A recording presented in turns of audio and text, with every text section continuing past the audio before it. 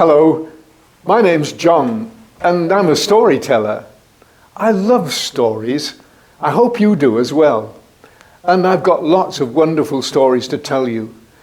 I've actually produced a website with all these stories on, www.biblestorycards.co.uk. You can see all my stories. I'm also a bit of a painter, and so I paint pictures to help me tell my stories. I hope you enjoy them.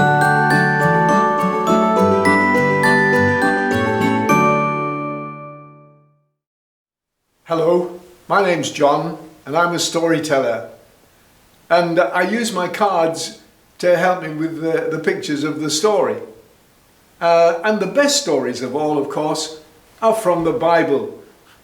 And the best stories in the Bible are the stories about Jesus and the things that he said and did. And those stories are there so that you might be one of his followers. And that's why I'm telling you the story. Well, let's start with this card here. You've probably seen one of these people like this. But I want to invite you now, just for the next few seconds, close your eyes. Go on, close them tight. Keep them closed. What can you see? Nothing. Just imagine if you were born like that. And you'd never seen a bright blue sky, and you'd never seen a vase of flowers, and you'd never seen your mum's face. That would be sad, wouldn't it? Well, here's a story about a man just like that. He couldn't work because he couldn't see what he was doing. So the only thing he could do was sit by the roadside begging, hoping that people would give him money so that he could buy some food. And sometimes people did, and mostly they didn't. They couldn't be bothered with him. And the people who used to walk by and say, serves him right. He was probably a very bad person. Well, how could he be being punished for being a bad person when he was born like that? Oh, well, it must have been his mother and father then that were being punished because he was blind. And so they came to Jesus and said, now, can you tell us, Master, who sinned, this man or his parents, that he was born blind? And Jesus said, you've got it all wrong. Neither he nor his parents were born. But he's blind so that I could come and show my power by healing him. As long as I am in the world, said Jesus, I am the light of the world. And with that, he did a very strange thing. The disciples were astonished to see him do it. I think the blind man was as well, really, because he suddenly felt this sloppy, slimy stuff on his eyelids. Because Jesus had bent down and made some clay out of the dust, the mud on the ground, and started to plaster it over the man's eyes. What? What's he doing that for? Then he said to the man, now listen, I want you to go across town to the pool of Siloam, and I want you to wash the clay off. Well, he thought, is this the miracle worker that has helped other people and healed other people? Yes, well, maybe this is his plan to heal me. But you know, the longer it took him to get across town, the more he was wondering whether it was really going to work. I wonder if that's why Jesus sent him across town and delayed his healing, so that his faith could grow, you see. Anyway, finally they got to the pool of Siloam. Well, he thought, nothing left to do but to wash this clay off. And as he started to wash the clay off, suddenly something happened that had never happened before in his life.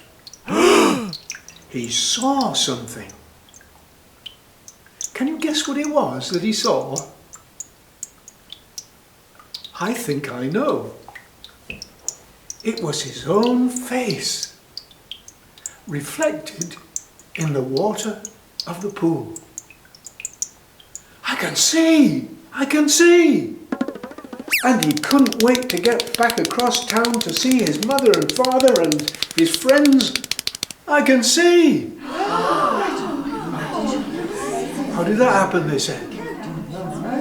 Well, a man called Jesus put clay on my eyes and he told me to go and wash in the pool of Siloam, and now I can see. Well, there were other people there. They were enemies of Jesus. They were called the Pharisees. They hated Jesus and they hadn't a good word to say about him.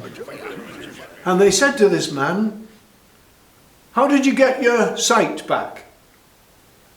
"A man called Jesus put clay on my eyes and told me to go and wash, and I washed and I came seeing." So they turned to his parents and they said, "Is this your son?" "Yes." "Was he born blind?" "Yes." "Well, how is it that he can now see?" But his parents were scared of the Pharisees, so they didn't want to say Jesus did it. So they said, "If you want to know, you better ask him yourself. He's old enough. He'll tell you." So they went back to him and they said, "Tell us again. We know that this man Jesus is a wicked person. So you must give glory to God for doing this." "Why," said the man, "I don't know whether he's wicked or not. But one thing I do know, I was blind and now I can see."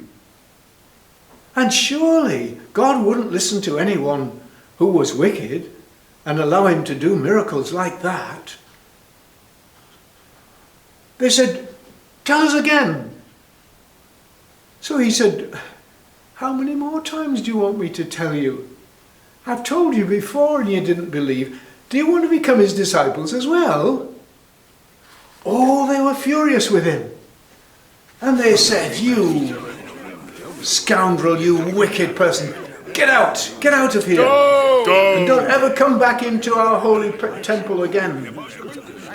You're not to be a worshipper of God if you think that about Jesus."